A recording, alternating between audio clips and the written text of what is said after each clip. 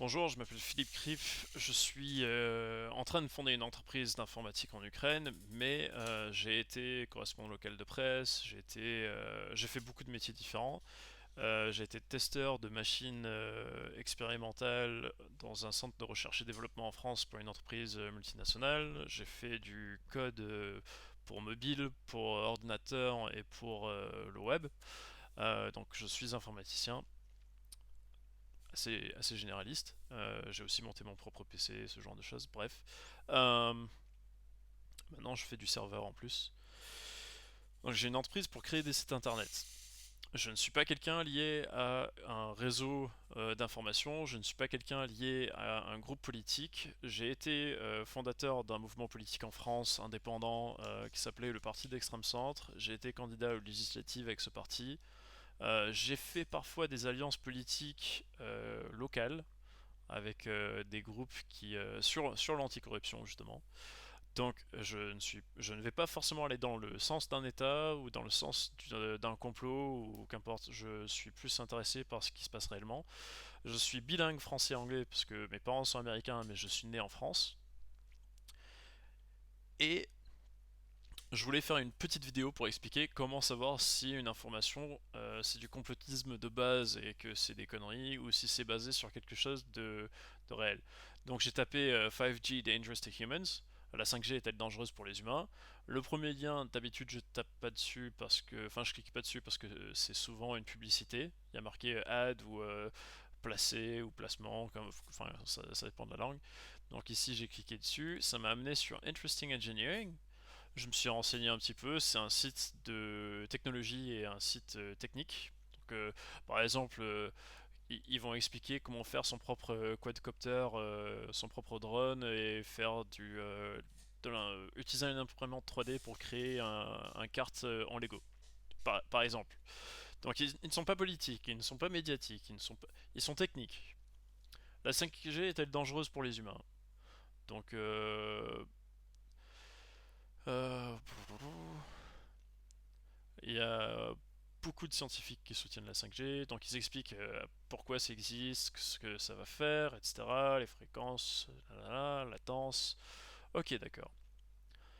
Mais pourquoi est-ce que je prends cet article pour vous montrer pourquoi c'est important? Cet article a un auteur, son nom est cité.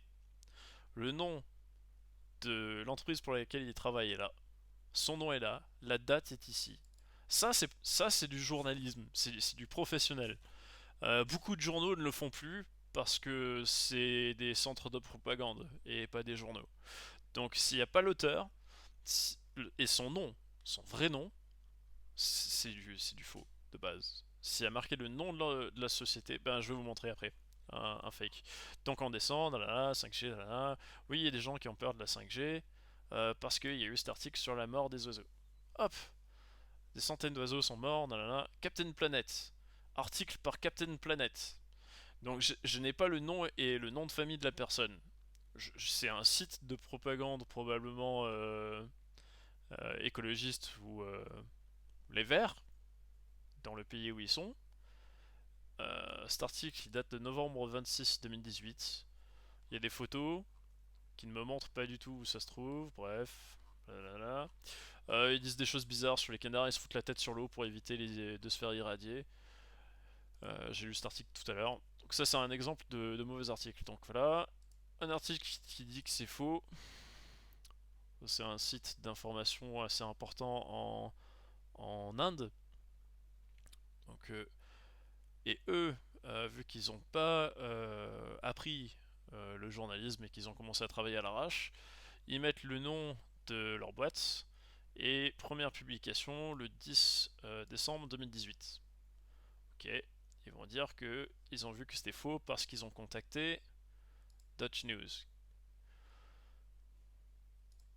Oui, je ne vais pas enlever mon bloqueur de publicité pour vous les gars.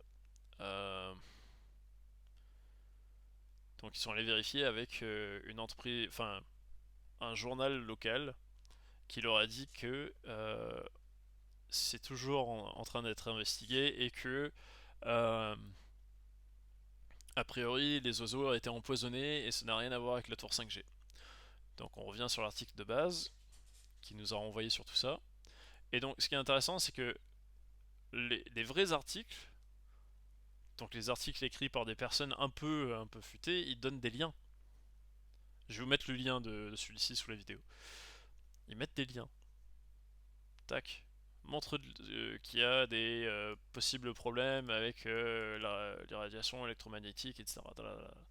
Donc tout ça, il y a des liens.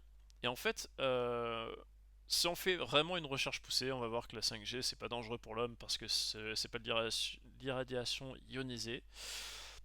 Si c'était le cas, ben, ça serait dangereux.